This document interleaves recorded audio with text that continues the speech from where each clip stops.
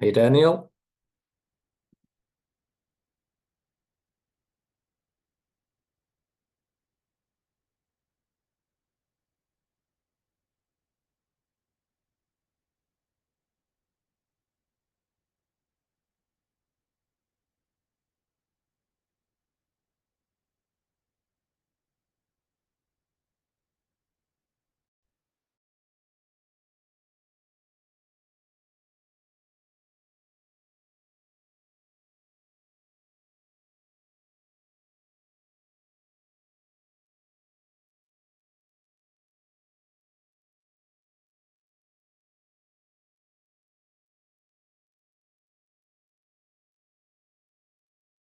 Hmm.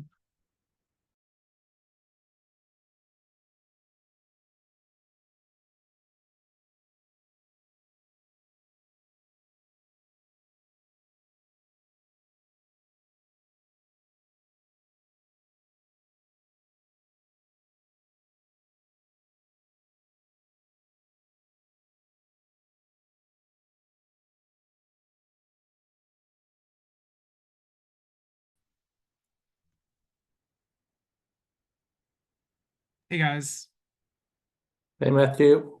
How are you doing today? Hey good. How are you, everyone, man? how's Good, everyone good. doing? Hey, Hello, Daniel. hi. Awesome, great to have you guys here. I think we're just Yeah. waiting for. We have Matthew, awesome, Meghla, Daniel, just Kamil here, and then we'll get started around 12 o'clock. So 2 minutes or so, but feel free to. Is Jacob joining as well? No, so it'll just be me today. I'll be hosting it for our webinar. Jacob is actually traveling in South America. He's visiting his grandfather. Oh, beauty. Yeah, he's having a good time there. Awesome. Meghla, nice to see you again. Yep, nice to see you too. How are you doing? Good, good. And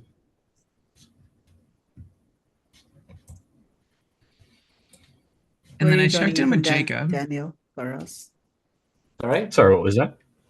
I was just saying, Daniel, where are you joining in from? Daniel Boross. Oh, yeah. I'm from Sweden Students. actually, so it's end of the workday, getting close to the end of the workday here for me, but still happy to be here.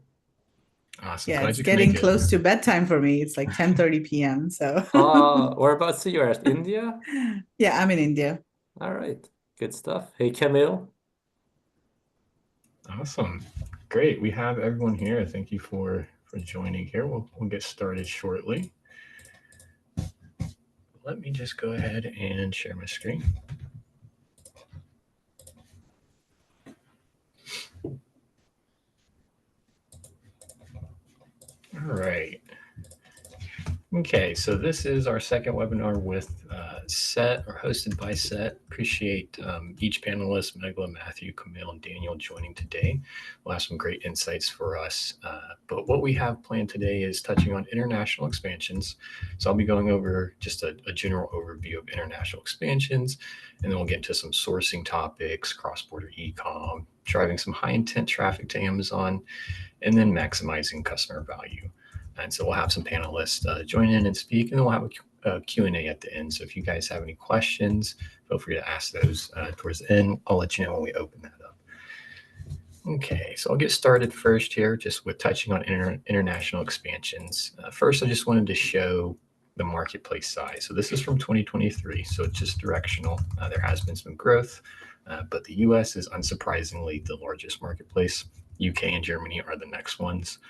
So I'll be focusing primarily on the UK and the EU marketplaces, Germany, but however, expansion processes are nearly the same for like if you're looking at France, Spain, anything in the EU. Additionally, if you're looking at like Asia, Middle East, that is very similar as well. Just have to check the exact requirements for that that country. But yeah, let's get into kind of like why we would want to expand, kind of the benefits behind it. So like we saw on the revenue chart, EU is the highest marketplace, and it's still growing. So from 2024, just to help put this in terms into perspective in terms of traffic, the US has around 2 billion visitors a month, and then Germany is about 21% of the US monthly visitors, with the UK at 16%. So Germany is dominating in the traffic space compared to the UK here. So those two would be my recommendation. If we're looking at EU, which marketplace would I want to start in? Definitely Germany and the UK. So other marketplaces like France, Spain, etc., those are about 10% less than the US marketplace in terms of traffic. So unlikely your first EU marketplaces you want to go through. So additionally, expansions will help you reach beyond your US customers. So it's going to allow for more growth opportunities. It wouldn't necessarily cannibalize your US marketplace because you're in a new audience. And so a third reason we want to go over into Amazon UK or just any EU marketplace would be their fulfillment options. So I'm going to briefly just talk about the two fulfillment options that they have available. You'd be starting out with EFN. So this is their European fulfillment network, and this is per country. So when I mean per country, if you're starting in the UK, you're only going to be sending to the UK. If you're starting in Germany, you're only starting to Germany. But after you prove your concept, let's say you're doing well, you start in Germany, you want to have better shipping, faster shipping, and then increase your conversion. You can look at Pan-EU FBA. So that program is going to allow you to ship into cross country. So you could go into France, Germany, Italy, Spain, or Poland. Those are the countries that they would allow you to store your inventory in and then have it cross-border shipped. That way you can get faster shipping and conversion. And the last reason that you'd want to look at expansions is just some benefits around the review sharing. And so I'll touch on a bit of the benefits later. But one of the nice ones is if you expand over into a new Amazon marketplace, then you can take your US reviews and have those shared over as well, and vice versa. But let's talk a little bit about how to expand, because this is where I've seen most of our sellers and the sellers we've talked with kind of get hung up on, because it is a bit too setup work to go through, but I'm gonna try to break it down as best as possible. So VAT is going to be per country there, so you'll have to do a VAT setup. But before that, you will need to make sure that your Amazon Seller Central is a global selling account. You'll typically have this by default, but if you don't, you can check in your settings, user permissions, or your brand service portal. So once you have your global selling account, that's where you'll then set up a let's say UK or Germany, whichever marketplace you're selecting. You will need to get VAT. So you'll have to work with the tax specialist, and that's where you can either find one through Amazon Service Partners, or you can work with some of our friends at HelloTax. They do a great job at helping understand just VAT costs. So very important to understand the cost before getting into a marketplace, just to make sure it makes sense. The next thing you'll need to figure out is your logistics. And this would be an international logistics partners. Again, you can find one on Amazon Partner Services, and those costs are going to be based off your case dimensions, weight, your total units shipped here. And then next, you will have to make sure that your product packaging is translated to the native language for that country. And it can get a bit tricky depending on your product type. So if you're selling any supplements, OTCs, topicals, they're going to want to have the entire packaging, all the warnings, your supplement facts panel, all translated into that country's native language. And then if it's like apparel, it's a bit easier because all you have to do is just add a second tag and it has the native language with the sizing. The last piece is going to be product compliance. This one can get pretty difficult if you're selling a topical, anything that is supplement ingested, because you'll have to pass it through the country's regulations. So Amazon does a nice job. They recently changed this last year with their dietary supplements, and also their topicals, where you can work with a Amazon third-party laboratory that's accredited and get your testing passed through them. But product compliance is one that is tricky to figure out. And again, if you guys are having issues with that, feel free to reach out to me and I can help get you in contact with some product compliance experts that could help understand the cost and just what will you need to test. So those are the things that you'll have to make sure you have figured out before you're starting to expand over into EU. And this is, again, where most sellers are going to get hung up. But We have a plethora of partners. So again, just feel free to reach out to us to get a better understanding of VATs, logistics, product compliance here. The next piece that I want to talk about, since we're on the expansions here, is looking at TikTok UK. So this one would be a good marketplace to add on the roadmap if you're already thinking of expanding on your Amazon piece, because you'll already get a leg up with your product compliance, your logistics, your VAT, and that's already going to be figured out. So it would be a easier time getting into TikTok UK. So expanding to TikTok UK, very similar to Amazon EU. TikTok itself has TikTok US has about 125 million users daily. TikTok UK has about 20 million users daily. So not as large as the US side, but TikTok UK is emerging. So no concern around like app availability like we have in the US here. So it's a good opportunity to start a new social commerce channel. And then like any expansion, you'll reach more users here to help grow your business. And then the nice thing about TikTok is they will allow you to syndicate and share your reviews from your D2C website over to their TikTok marketplace. Since it is a new marketplace, it can be difficult to social proof it. So this really helps with social proofing your TikTok channel. Okay, so I'm going to briefly touch on a few other expansion topics. I won't go as much detail since we did go through kind of the requirements on what you'll need to get VAT-wise, logistics, compliance. But if you are looking at expansions, highly recommend that you look at an omni-channel approach. So if you're doing Amazon UK, look at TikTok UK, and then look at your Shopify UK as well, because you're already going to go through your VAT, logistics, your compliance. So might as well utilize that to see if it makes sense to open up a new marketplace. So again, just the idea of how can we reach new audiences to bring new customers to our brand. And then so for Shopify, since there's no fulfillment programs, it's you're not using Amazon, you're not using TikTok, you will need to work with a 3PL in that country in order to fulfill your orders here. Okay, the next one is just Walmart. So this is a small marketplace that has had growth year over year. It's more of a presence play. Again, along the lines of we're already going through setup. We have the VAT, logistics, and compliance. Let's look at if Walmart would make sense. Again, more of a presence. It wouldn't be a first recommendation that I would give, but it could be a good opportunity to add another marketplace onto your expansion if you're looking for more awareness. Okay, and I'm just going to briefly touch on the other Amazon marketplaces because these are smaller than UK and Germany, but still a good opportunity. So on the North American side, you have Canada and Mexico. The easiest way to break into these is the NARF program that lets you use your FBA warehouses in the States to fulfill orders in Canada or Mexico.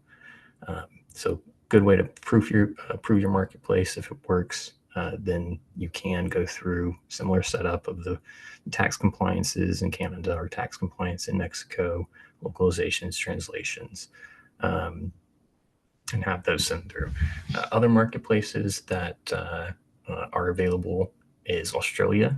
This one's much smaller, but again, if you're going through a setup, you already be familiar, so it could be a marketplace to add on your roadmap. And then Japan, this is the third marketplace that has the largest revenue dollar-wise. So it is definitely one to look at, but since it's not in the EU, it would require a whole new setup with VAT, logistics, and translations. But that is kind of what I wanted to cover with you guys today, and just touching on how to expand into EU marketplaces specifically. We are offering a free month of TikTok US and TikTok UK. So if you guys are interested in that, just feel free to reach out to us at our website here. And then we also have a free Amazon audit if you want us to take a look at your US and help understand what it would look like to expand into EU. Feel free to reach out to us at our website as well. But other than that, appreciate you guys listening on what I had to say for our expansions here. But I'm going to go ahead and turn the time over to our next panelist here. We're going to hear from Meghla, and she is going to talk about sourcing in India, kind of what global importers must know. All right. Thank you so much, Daniel. Let's see if I can share screen. Okay, cool. All right, so let's get started. Quick background. I'm the co-founder of India Sourcing Network. I've been in the sourcing industry for over 25 years. I worked in China, Philippines, Singapore, and currently based in India, focused on helping global importers source products from India. We also organize a sourcing trip to India twice a year. It's called India Sourcing Trip. I'll talk a little bit about the trip towards the end of the presentation. Okay, so the first and most important thing that importers need to know is how to find and vet suppliers. So here are just some tips on how to find suppliers in India. First of all, Google. Google is not blocked in India like it is in China. So you can just go to Google, do a search for your product category, manufacturer in India, and you'll be able to, hopefully find some manufacturers. A lot of the websites of manufacturers are not updated on a regular basis, but at least you'll get some basic information and their contact details from there. Sometimes companies, don't respond really quickly, so got to be patient and try to call them or get them on WhatsApp. You can also go on Alibaba, and in fact, Alibaba and Global Sources, these are the two export-focused directories that you can search for suppliers on. Most of the companies on these two websites are, of course, Chinese companies, but there are companies from India and other countries as well. Take note that on Alibaba, a lot of the companies are actually trading companies, or they may not have factories, and they may just be sourcing products from other suppliers. So you've got to just make sure that you vet them really well and determine that they're a legit company. Be cautious with this website called India Mart. It will come up a lot in search results, but a lot of the suppliers on India Mart are actually local distributors who may be buying products from, let's say, China or other brands and then selling in the domestic market. So they're not really exporters or manufacturers. So just be a bit cautious of this website. Exhibitions, these are a great way to find manufacturers. So there's this Indian Handicrafts and Gifts Fair that's held twice a year in India, April and October. In fact, during our India sourcing trip, we also visit this fair. It has about 4,000 export-focused, mostly manufacturers, and it's a great place to, meet with suppliers and also see lots of products. There are also product-specific exhibitions that you can visit. For example, there's this textiles exhibition that has a lot of fabrics and apparel, fashion accessories. Then there are also exhibitions focused on, let's say, jewelry and other specific categories. So look for those. There are also government organizations which are called export promotion councils that have lists of exporters who are their members. So you can go to these councils' websites and then search for suppliers from there. And you can also contact sourcing agencies. For example, India Sourcing Network, my company, we also help global importers source from India. Okay, what is the best way to vet suppliers? Now, a lot of the government websites in India are in English. So this information is actually easy to access. And a lot of the company-related information is actually available online for free. So all companies in India must have a GST. So you can actually find out, usually they display the GST on their website, or you can just type in GST plus a supplier name to get their GST number.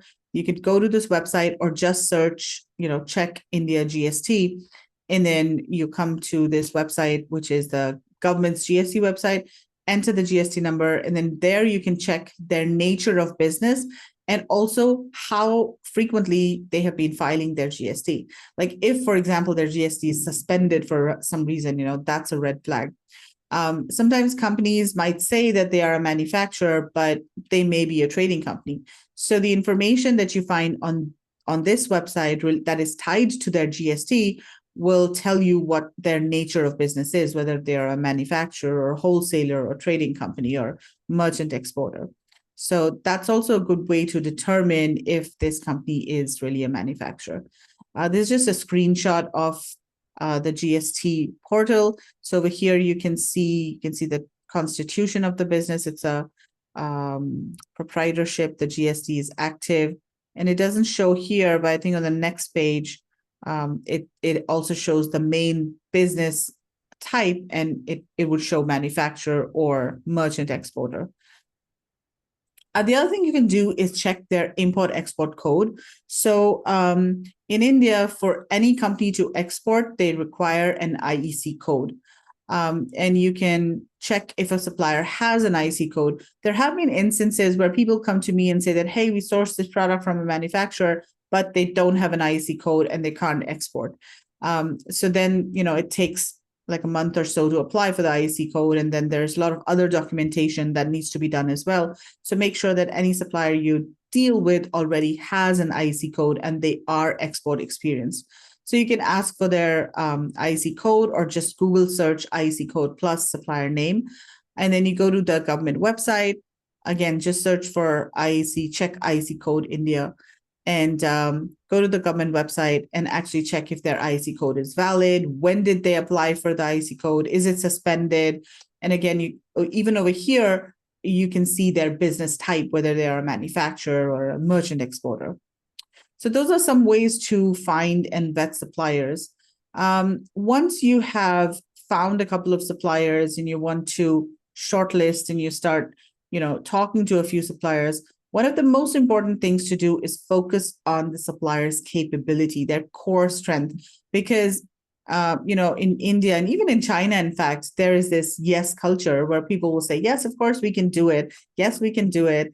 But what they will do is they will go and, find another factory to produce that product, even if they can't make it themselves. It does happen, sometimes, not always. I mean, some suppliers will straight away tell you, hey, this is not a product, we can't make it. But, many suppliers will say, yeah, we can do it. But what you've got to do is ask them a lot of deep questions, try to find out what their strongest product line is. What do they really specialize in? What types of orders have they done in the past? What kinds of products and materials do they mostly work with? What kinds of buyers have they sourced? Have they, sold products to? What kind of equipment and machinery do they have? What do they do in-house and what do they outsource? So in India, a lot of companies really specialize in products by material. So for example, if a company does, let's say, wood, all of their equipment, the machinery, the labor that they use, they really be specialized in wooden products. So if they do any sort of, let's say metal or glass, that's going to be outsourced. So if a company specializes in wood, then you must source, wood from them. Don't source metal from such a company. Whereas if a company does mostly metal, they would have metal working machines. They would have, electroplating, in-house electroplating, powder coating, all of those kinds of things. So they would specialize in metal. And so you should, source metal products from a metal manufacturer. I know it sounds very, basic, but sometimes it's difficult to tell what a company really specializes in until you start talking to them, do video calls, and really get information, extract information from them. Negotiation. So this is always a fun topic. And I think in China as well, there's a lot of negotiation. So when you're sourcing from India, do negotiate. If you don't, then you may be leaving money on the table. So usually suppliers do add some buffer in the price that they quote you because they want to account for the fact that you might negotiate. So you should negotiate. Negotiate on larger orders, of course, where it makes more sense. If you're just placing an order for $200-300, maybe a test order or so, it doesn't really make sense to negotiate. So once you start scaling, maybe, if your first order is large enough, $10,000, $12,000, $15,000, then you can negotiate over there. Negotiate as you increase order quantity. And in fact, these discussions can be had even when you start working with them, that, hey, you can have sort of a tiered pricing where as you increase your quantities, your prices decrease. Don't give until you get something in return. So negotiation is not always about money. It can also be lead times. It can be, maybe courier costs or payment terms. So there's always give and take in negotiation. Hold your ground and be persistent and patient. Negotiation takes time. It's fun in some cases. But, if you are sure about what you want, then be ready to walk away if the supplier is unable to meet your specific requirements. Again, negotiations will take time, so be patient. And ultimately, any deal that you finalize should be a win-win for you and your supplier. And this is true regardless of where you're sourcing from. But I think in India, it's even more important because, partnerships and sourcing and business is very relationship-based. So you do want to make sure that the supplier does not feel like he's not winning or he's losing out on the deal. It should be a win-win for you and your supplier. So they will also feel more motivated to work with you. Managing lead times. There's sometimes an issue in India because a lot of companies that you deal with would be maybe small, mid-sized companies, not very professionally organized. I mean, not all companies, but a lot of the companies that do small orders, for example, a lot of Amazon sellers source in small quantities. So they've got to work with, typically small, mid-sized companies. And many of these companies might be not very well organized. Maybe they're family-run businesses that, where the owner or the owner's son or daughter, they're managing all of a lot of different things. And so, there might be delays. So there are a couple of things that you should do to manage lead times. First of all, make sure that your PA or agreement or contract, whatever you have with your supplier, is very clear in terms of the delivery dates, in terms of different milestones, of the entire sourcing process. And make sure that you go over the PO and the contract with the supplier to make sure that they understand each and every item and they agree to it. So you could maybe do a Zoom call or a WhatsApp call or, video call, or just get them to, review everything and then do a call with them and get them to sign it. You can also have penalties to, where if there's certain delays, for example, you can impose penalties and deduct some sort of amount from the final payment. Check in with them regularly. Like a lot of what my team does is really follow up with suppliers. Hey, is everything going okay? Do you have any issues? Are we on track? Are we on time? Has the material come in? What's the status now? So if you're sourcing directly, make sure that you do check in regularly to make sure that there are no issues. Sometimes suppliers are hesitant to give you bad news, so they will just hold information that might be affecting the order, and you might come to know whatever is happening very close to the delivery date. So just make sure that you're checking in regularly. Over communicate your expectations and don't make any assumptions. So a lot of times people are not very specific about what exactly they want, and then the supplier just assumes or just uses whatever material or specifications that they think are best or that they think you might want, or sort of our industry standards. But if you have specific guidelines, make sure that they're very, very clearly outlined so that there are no assumptions. In terms of shipping, one of the things to keep in mind is that Mumbai on the west coast of India is the main port from where most of the shipments are sent to the US. Delhi is a dry port. Like sometimes people will quote you FOB Delhi, but if that's the case, if it's an air shipment, then that's fine. You can ship out from Delhi. But if it's a sea shipment, then it should either be Mumbai or Mundra or some of the seaports. If it is Delhi, if you get FOB Delhi and it's a sea shipment, then you still have to ship the product from Delhi to Mumbai. Shipping to the East Coast of the US is generally faster and cheaper than shipping to the West Coast. Whereas for China, I'll just show you this map real quick. Currently ships actually go around Africa over here to the US, but this is a shorter route to the US than going the other way and going to the West Coast. For China, going to the West Coast is shorter and it makes more sense, but to India, typically it is East Coast. But there are ports over here as well on the East Coast of India. There's Kolkata port here, another couple of ports here. So, I mean, if you do get an FBA warehouse in the West Coast somewhere, so definitely can be shipped to the West Coast as well. Might be slightly more expensive though. That's the only thing. Also check distance of factory from port, because a lot of the factories are actually concentrated in North India. And so the product actually needs to be trucked to the port from the factory. So in general, it's best to always get FOB codes from the supplier so that the supplier is responsible for shipping the product or sending the product from the factory to the port.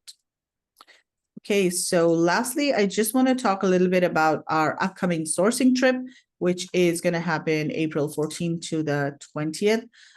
So this is an 8-day sourcing tour where we teach you how to source from India. We take you to a trade show so that you can meet suppliers, and we also give you some cultural experiences. So of course, the benefits of attending such a trip is that you can source innovative products in India. India has a lot of unique products that are not found in other countries. You can go to the source to get best prices. When you're meeting suppliers at an exhibition, they know that you're serious about sourcing, and so they're more likely to be more proactive and give you better prices.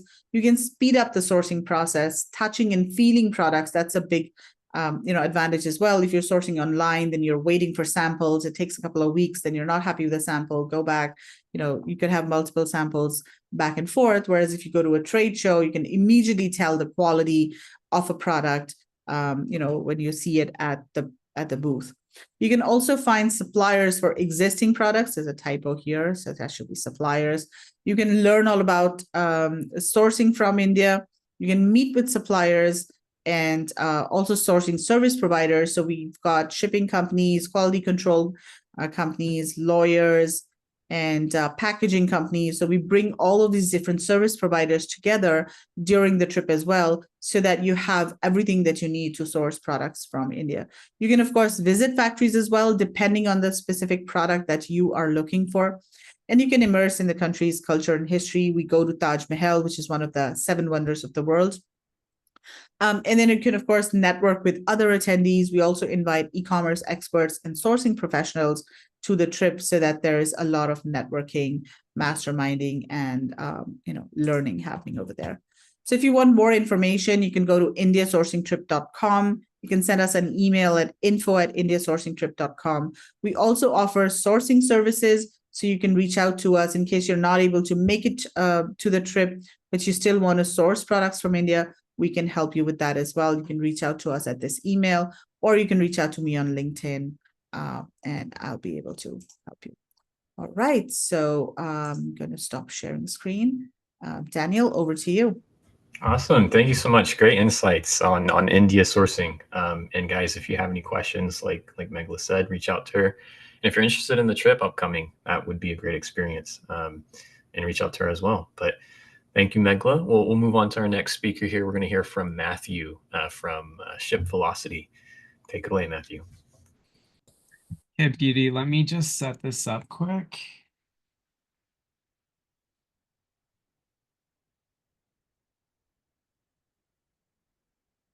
I'm going to go ahead and share my screen.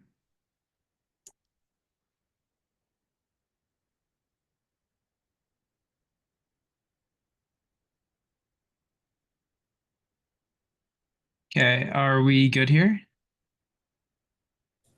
We're all good. Okay, beauty. Stoked to jump in. Thank you guys for coming here.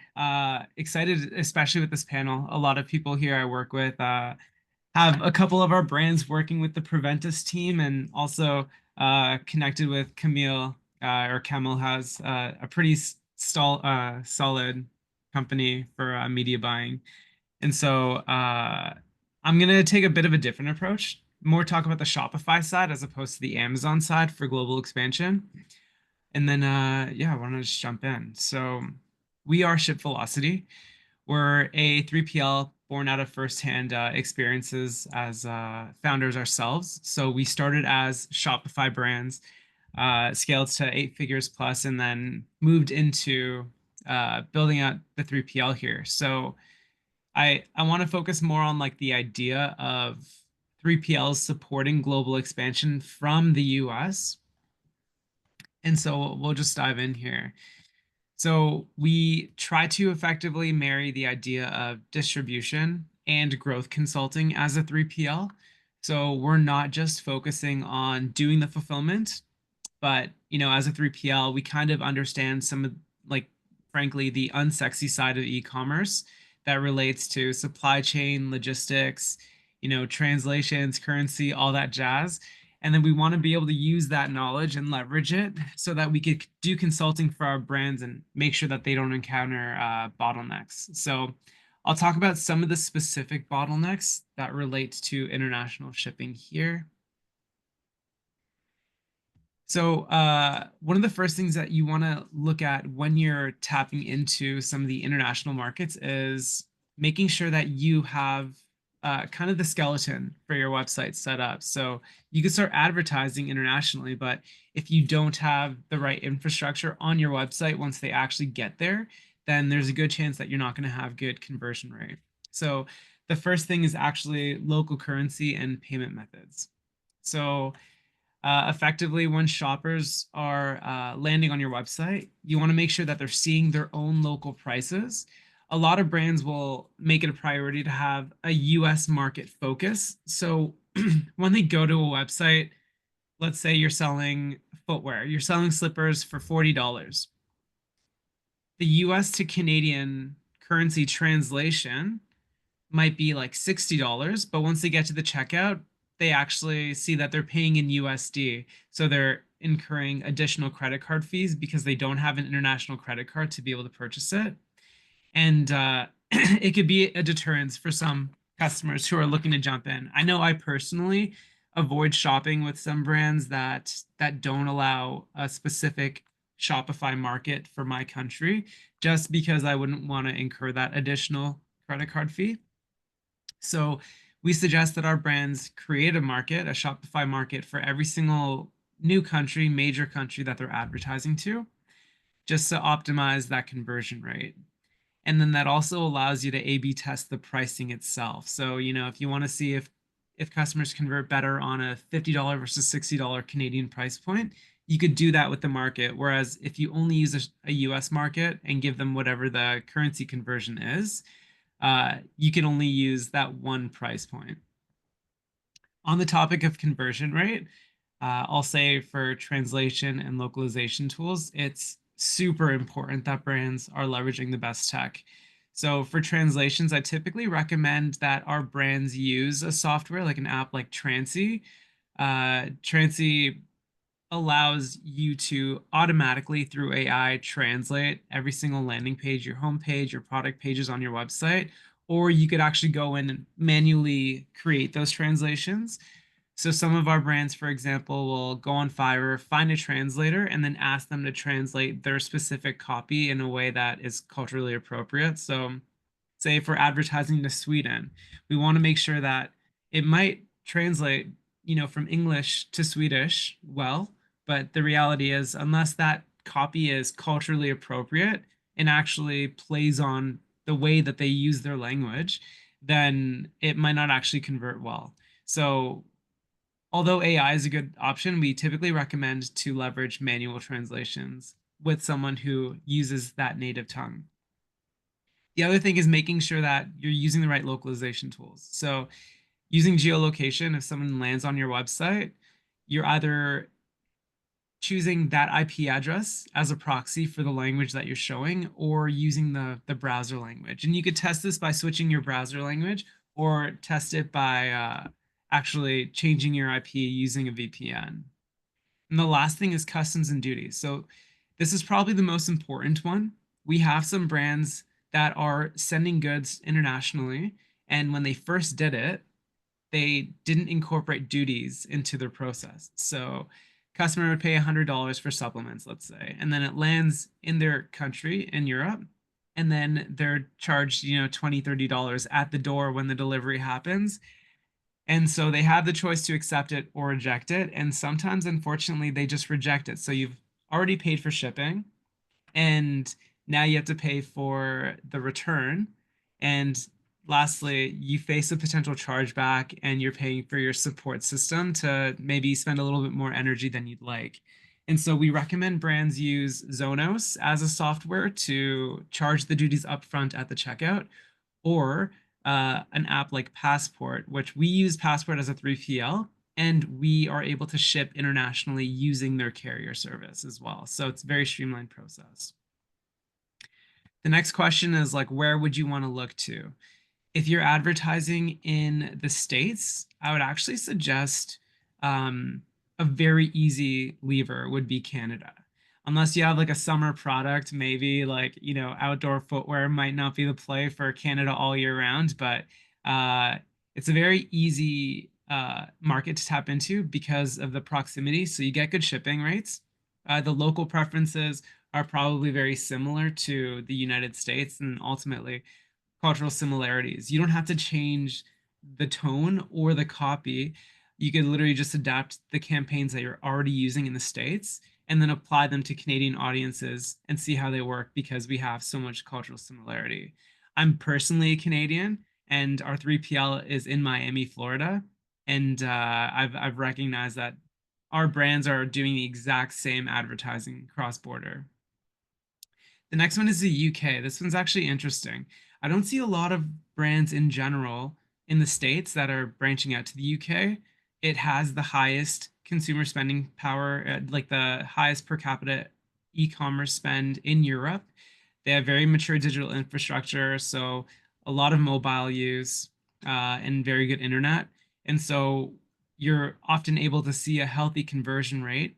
And the benefit is also that cultural similarity where you don't necessarily need to bend and flex your copy and your advertising too much when you're adapting it.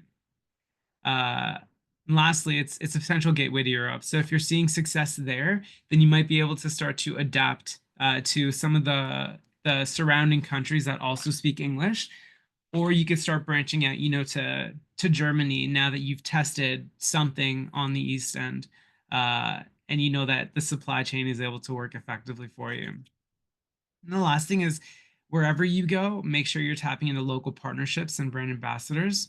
So choose the best media teams. For example, Kamil, their team is based out of Europe, but they do amazing work with US teams and European teams alike. They have a very data-driven approach. And so we'd recommend working with their team for any of our brands who are looking to really establish good international infrastructure, not just from like a cultural standpoint, but because they have a good grasp of how to understand the data. And then make sure wherever you go, you're communicating culture. So you're adapting your copy accordingly. This is the last section I'll talk about is how to market. On that topic, I think influencer marketing is super important. It's, in my mind, the lowest cost to enter that market if you're able to find an influencer. In the US and Canada, frankly, they're very expensive, and I think that they're overpriced a lot of the times, given their conversion rates.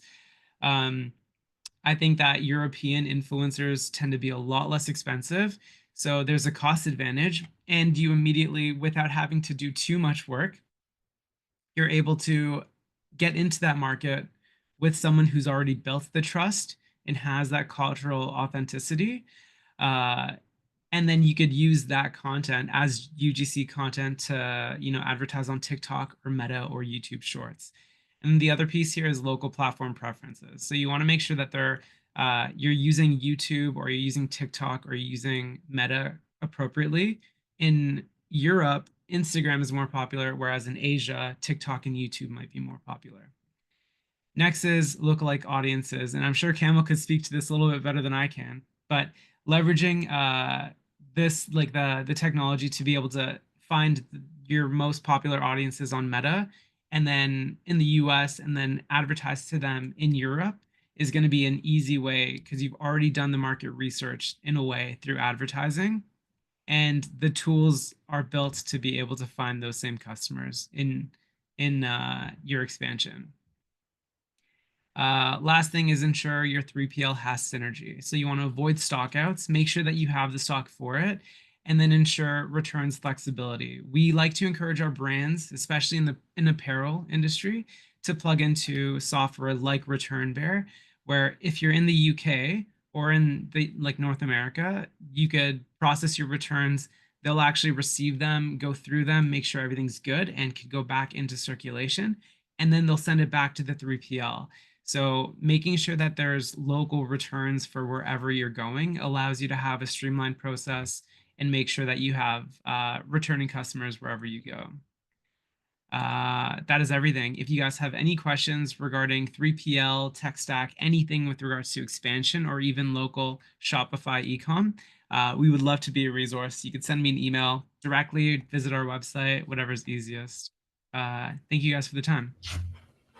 Awesome. Thank you so much, Matthew. That was great insights on 3PLs, how they can operate, and then also just some items to keep in mind, especially when you're expanding here. So thank you for touching on that. And then I'm excited here. We're going to have Kamil talk next. This is going to be more focused on how we can drive high intent to Amazon listings, more on advertisement. So, Kamil. Well, that was the primary idea, but then I started thinking to whom I'll be speaking to. And to people who have Amazon, stores, and in many cases they might not have like Shopify stores and stuff like that.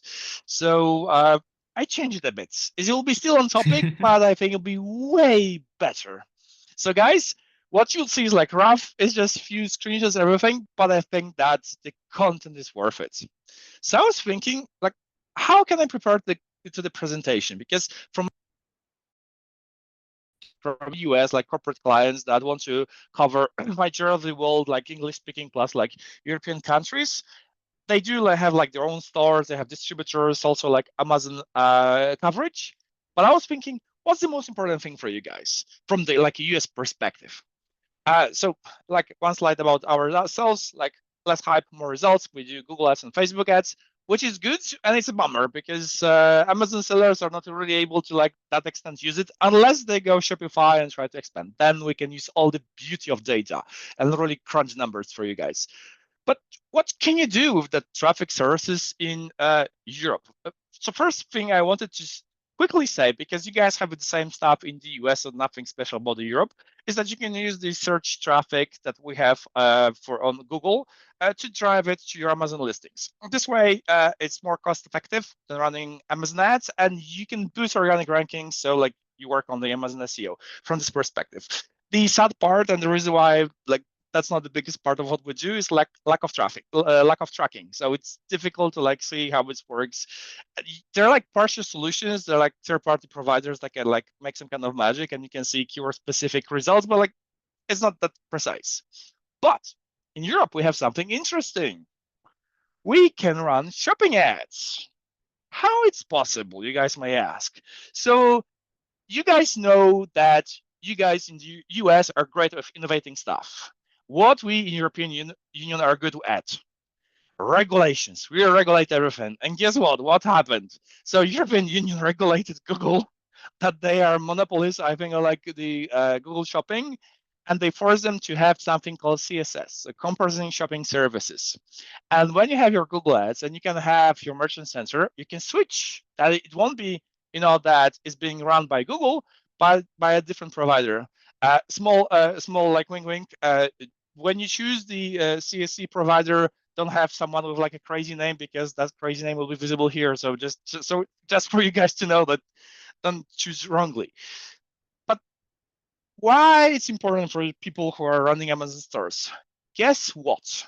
There are two providers. I'll be not like promoting them, but they're like two guys who will approve your Amazon domain. Do you hear that? You can run Google Shopping campaigns to your Amazon listings. That's possible in Europe. And that's why I like twisted the whole thing. Like I didn't want to like tell you guys like something boring, but I wanted to show you something interesting. And now I wanted to like drastically change what I'll be talking about, because I think like, okay, Kamil is talking about like search, shopping, what we can do about the knowledge. Everyone's talking about like how to start, how to go with Europe. And as I'm living in Europe, I want to show you guys a different perspective. So here we start talking, that's like a big part of how we provide our service. Yeah, we do ads, but the big part is like how to consult clients where to go. So from this graph, you guys see like, Germany, United Kingdom, awesome. So I'll should choose from those two markets. Yes and no. There are a few interesting things I wanted to show you guys. This is my beautiful map that I made for you guys today. And that map is very important because as everyone's talking about like taxes, imports, shipping and stuff like that, I wanted to like rotate it and show you guys why certain markets are better, because the biggest problem you guys have with marketers is marketers say that you have to test the market. But testing a market in Europe is costly because VAT, regulations, everything. So if you ask me, you have two options, really. And the options look like this. You either go UK and you do all the paperwork for the UK, because yes, UK is in Europe, but it's not in European Union anymore. So you either go with UK or you go with Germany. But I have like different colors for Germany, Poland, and Czech Republic. The reason why, if you guys decide to have a VAT in Germany, Poland, and Czech Republic, then you can promote to Germany and have really low costs of the FBA warehousing, so like Amazon in Poland and Czech Republic. I think that's the best way I can like respond to the main goal of this webinar, which is global expansion, which means that not everything is tested and we have to be very cost efficient. And if you're somewhere here, and as Daniel was talking about like different structures, how to like ship to different countries, I think that's the best idea when you want to like attack different countries. Because if, for example, you have like a Amazon warehouse somewhere here, it'll be costly to like move it like around Europe and everything. But I think that's where you guys have the best idea. Another thing I wanted to point out is because we spoke about important thing here from the numbers perspective, like Germany and stuff like that, which like Amazon markets where they have like their presence are important. But here we didn't speak about something interesting. Balkans. Obviously, that's like end of the world for you guys, but from my perspective, that's the untapped market. Germany, awesome idea. UK, also awesome idea. But that's something interesting to think about. There are certain situations, different things that you guys have to think about, but I wanted to show you that we have those different things. I also mentioned certain things like EORI, VAT, EPR. I won't be going deep into those topics because they're not like marketing, but like from the business perspective. But like from how we run our clients for like all over the world, it's not about how well their accounts are being managed, but how to use the ads. So the regulations for houses, how they have all their products is done efficiently, so they maximize their revenue. And I'm trying to show you guys, like, I'm rotating the conversation here to show you that perspective, how to look at Europe from like all those different locations where you have the Amazon marketplaces, and how to use it most fully. And if you guys want to expand, maybe into Shopify, but also to other marketplaces, we have a few other marketplaces like Decathlon, I know, like a few others that are also interesting, also for Germany. So if you guys want to go after the German-speaking countries, think about the other things. That's pretty all I had for the presentation. I changed it, as you guys see, it's like very raw, but I was really thinking how much I should talk about the ads. I have like nothing special for Amazon sellers, just staying on Amazon. And I thought, where will be the juicy part? And I think that's the juicy part. So it's rough, like that's the website, that's me on LinkedIn. If you guys want to talk, more than happy. But like, as I said, like if you guys will have a Shopify store, then yeah, we can like play a different game. But I was thinking someone has an Amazon FBA, it's in US, what will be the value? And I think that's the value. So end of me ranting. Awesome. No, Cam, that was a great insight there. Quick question on that. When did that become available to target Amazon pages through Google Ads? To be honest, like most of our clients are running Shopify, and to be honest, like the whole Amazon ads is like an ugly duckling for us. Like, okay, we'll send some kind of traffic. And I was just anxious about like showing for the presentation, so I did like a lot of due diligence. I think this topic is like 2 years old. I was like trying to find all the things what Amazon sellers would be really finding useful from our for our conference. So yeah, it's like 2 years old, to be honest. No, which is great, because on my side, I know we've been focused on covering like the VATs and the expansions and how to get through those barriers. And so, and I was like thinking, you know, how VATs play the role in testing markets from the marketing perspective. I know it's like outstretched, but quite often when, for example, you know, the Google representatives are like approaching our clients, how we can make sure that the client trusts us and not the representative. Quite often the difference is between understanding the sophistication, the warehousing, logistics, and like legal stuff, because the Google representative has just few scripts and like, you know, just pushes, increase the ad spend, because that's the solution always. I mean, you know, always. Yeah, no, that is the suggested one always. Well, awesome. No, I really appreciate you kind of touching into that, and I think it was a great insight, because me myself, I did not know, you know, in the EU there was ability to target those pages on Amazon. Awesome. Thank you for sharing, Kamil. We're going to move on to our next speaker here. This is going to be Daniel. He is going to be talking about how we can maximize customer value. Yes. Thank you very much. So it will be almost impossible to follow Kamil's energy here, but I'll certainly give it a try. Before I begin, I'd like to start by, I'll say this, I'll show my face for a little bit, and then in a few moments, I'll share my screen, and then we'll do a demo. But for now, bear with me, please. So again, my name is Daniel. I'm the co-founder of Fluvi, and I'd like to begin by saying a big thank you to Proventus for taking time and effort to put a webinar like this together. It's certainly no easy feat. And I'm also happy to be among these high quality speakers and get a chance to present to the audience. In a few moments, I will show you the quickest, most efficient, and frankly, the best way to answer customer support emails in Amazon Seller Central. And we've heard about international expansion in the context of sourcing, logistics, and marketing. And again, from me, you will hear how to actually service your customers once you go abroad.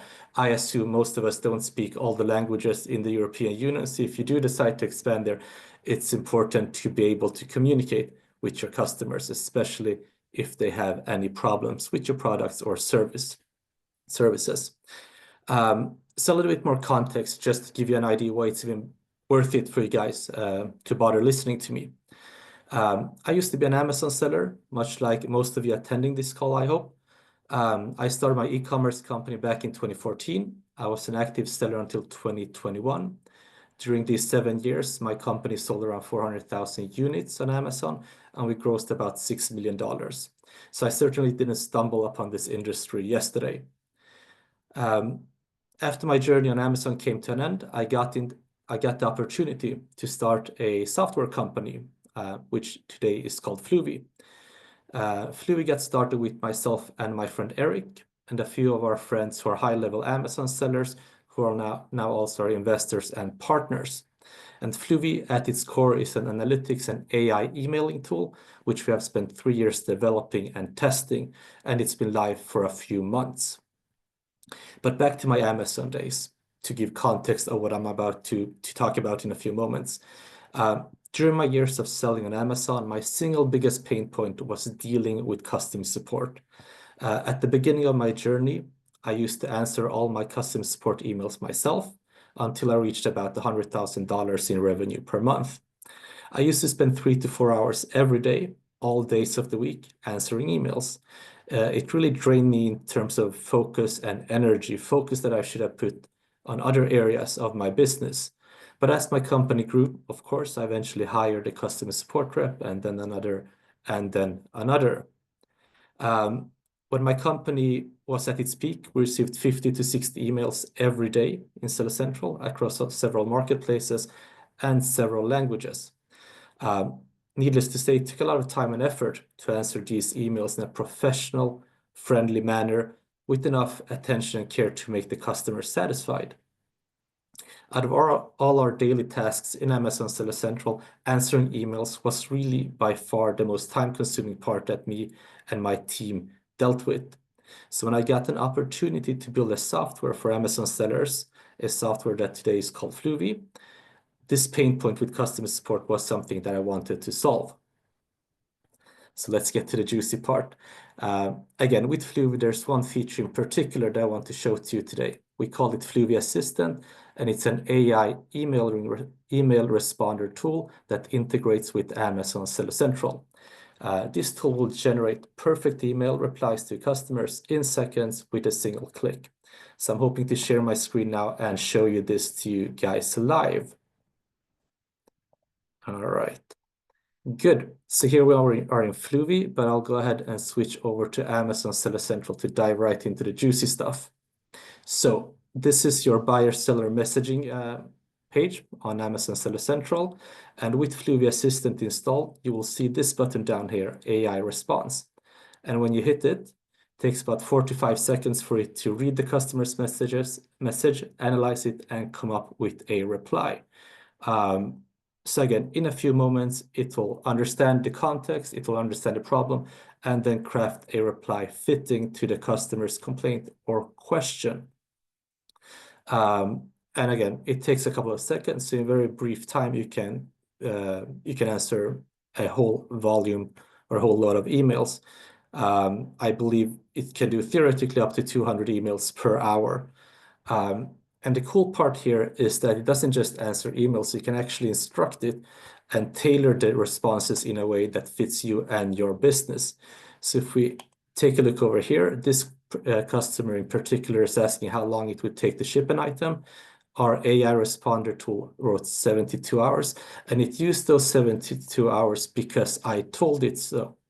So if we head over to Fluvi and to the assistant page, this is where you would add instructions to assistant. So here, excuse me, over here, I added a shipping policy saying that all FBA items do ship within 72 hours. And of course, this edits in real time. So if you change your instructions, you change your guidelines, you save it, you head back over to Amazon, hit AI response, the changes will be reflected immediately. Again, instead of 72 hours, we now see 36 hours. And you can really guide this tool in any way you want to. So if I'm adding in a piece of instruction now, I can select either one ASIN or all my ASINs. And let's make something funny out of this. So start each conversation with a joke.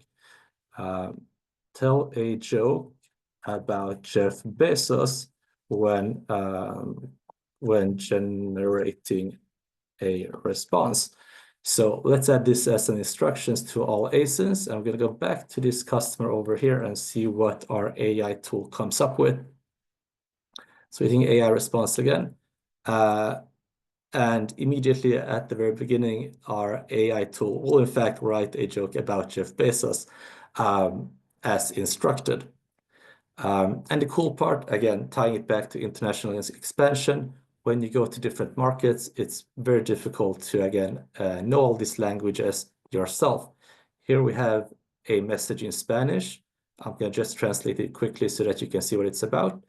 This customer is asking us about the size of the pills, the supplements that we sell. The customer is asking how big the pills are because sometimes the customer has difficulty swallowing large pills.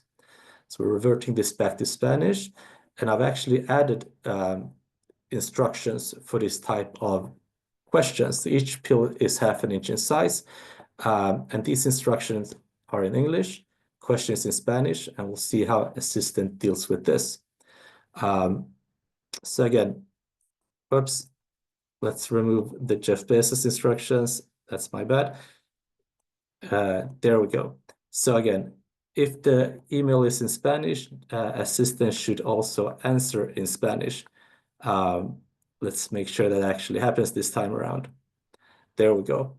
So again, customer asks us about our product in Spanish. I don't speak Spanish, but Assistant speaks Spanish for me. I don't know what Assistant has written for me, so therefore we have included an English translation for this very purpose. So here we see that Assistant has in fact read my instructions. It uses the pill size that I've added in my instructions, and that's what it's basing its reply on. And again, this will work in French, Italian, Japanese, wherever you choose to expand your business to. So yeah, any type of instructions can be added. You add them in English or your preferred language, and it will translate those instructions to the customer's language in Seller Central. It will, again, it not only will work in Sales Central, it will also work in Google Gmail and in Help Scout, which are other popular platforms when handling customer support messages. Right, I'll also say this. So each message generated will consume 1 Fluvi credit.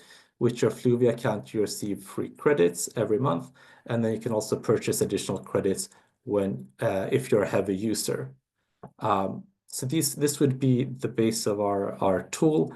Again, you can create a free account in Fluvi. We offer a 14-day free trial, but if you go to fluvi.com/offer and enter email, I will give you an additional free month and also load your account with a bunch of free credits for you to use. I'd be also happy to show you this in more detail, so you could either contact us directly or schedule a meeting with me on our website, and then I'll give you all the ins and outs and how to best set up this tool.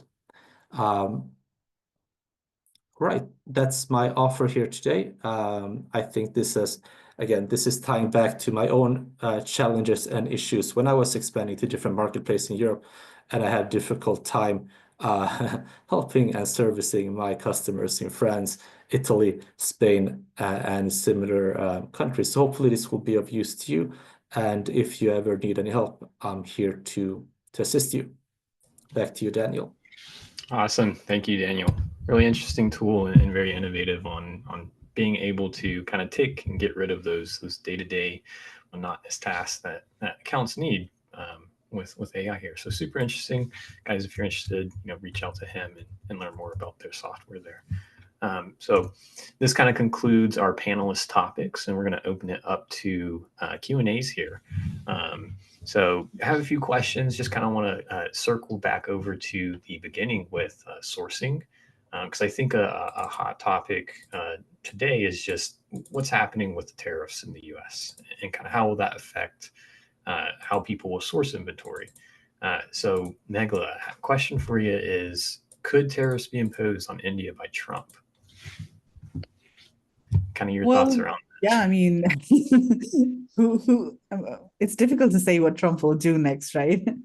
So, but yeah, I mean, he has imposed some tariffs on aluminum items from India, and those were imposed on Europe, China, India. So yeah, I mean, you never know. But overall, I feel that, if you look at the whole geopolitical situation, the US does need an ally in Asia.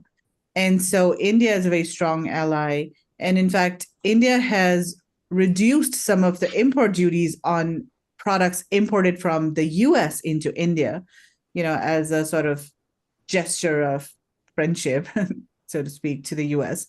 And so I think overall, the relationship between India and China is much better than the relationship between, India and the US is much better than the relationship between, the US and China.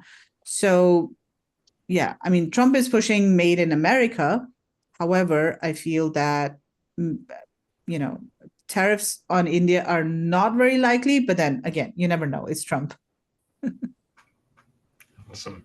Yeah, and this is another one around along the lines of sourcing is more focused on the difference in India sourcing compared to, let's say, a neighboring country like Vietnam, because a lot of manufacturers in Vietnam, but India also is up there as well. Kind of what from your perspective and like being, going to manufacturers, working with India, what's the main difference that you would say between sourcing from India compared to Vietnam?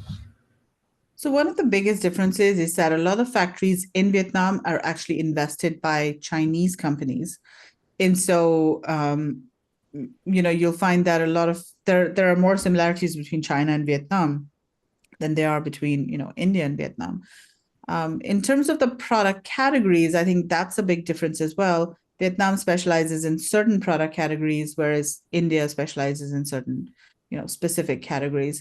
So that's one big difference as well. Vietnam is small compared to India in terms of the population, the size of the country overall, the resources available. So comparing, China's labor force, for example. I mean, India is the only country that really can compare, to China in terms of the size of the labor force. We've got 1.4 billion people, so that's one of the biggest advantages that India has for manufacturing, is a big labor force. Whereas Vietnam, that's a limitation. And in fact, even now, a lot of factories in Vietnam and in a lot of industries, they're running at capacity. They don't have space, and sort of they're not expanding. So they are getting a lot of orders, but they're running at capacity. Also, generally, most industries in Vietnam, suppliers have very high MOQs, so they would not accept anything less than a container. Whereas in India, it varies from industry to industry. For example, there's a big handicraft industry where there can be low MOQs, whereas, some of the other more automated industries, of course, the MOQs are higher. Great insights. Awesome. Yeah. And guys, if you have any, further India sourcing questions, reach out to Meghla here. She has great experience with understanding India, manufacturers, and can answer any questions that you guys have around it. Got to go through a bit more here. I'm going to go over to Kamil, if you don't mind. Got a question kind of around a non-branded, unbranded. But the question is, which keyword strategies will work best for sending traffic straight to my Amazon detail page, including the non-branded, unbranded side? To be honest with you, it really depends. If you're established, obviously branded makes sense. But I think that if someone's like expanding to Europe and they are not known, I would say like unbranded. I was also like reviewing, the whole thing between branded and unbranded. And here I have like another twist. If you think about the particular product page, you have the competition presented below or like around the page. So you could also have your Amazon front page.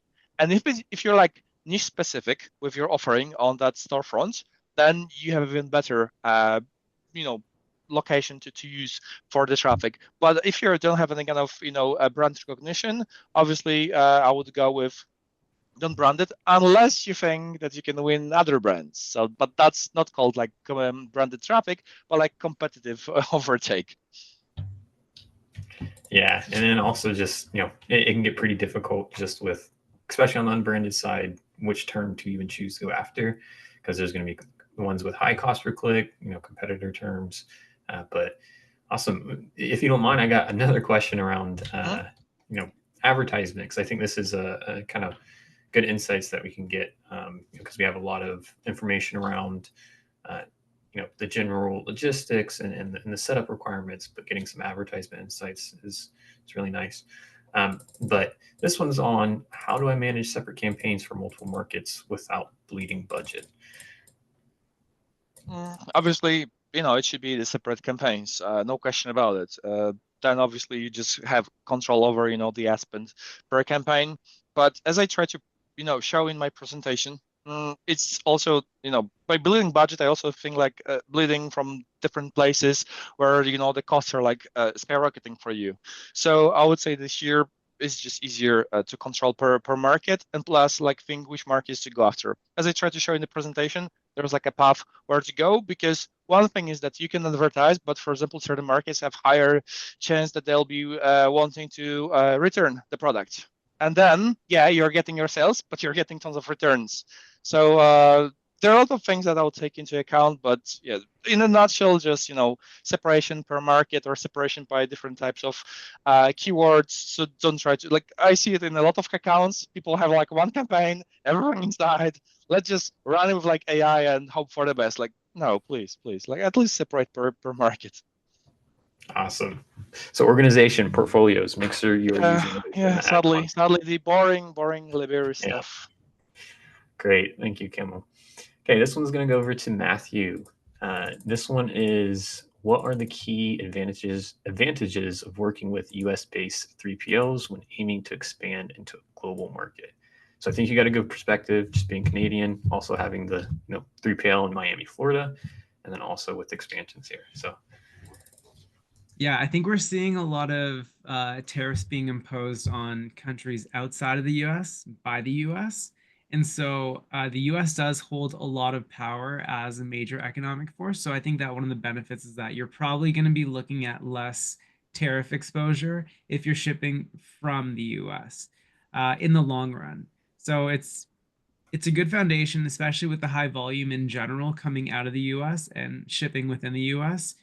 We're able to lock in really good rates for outbound. And we're actually finding, strangely enough, we're getting crazy good shipping rates to the UK, even better than Canada.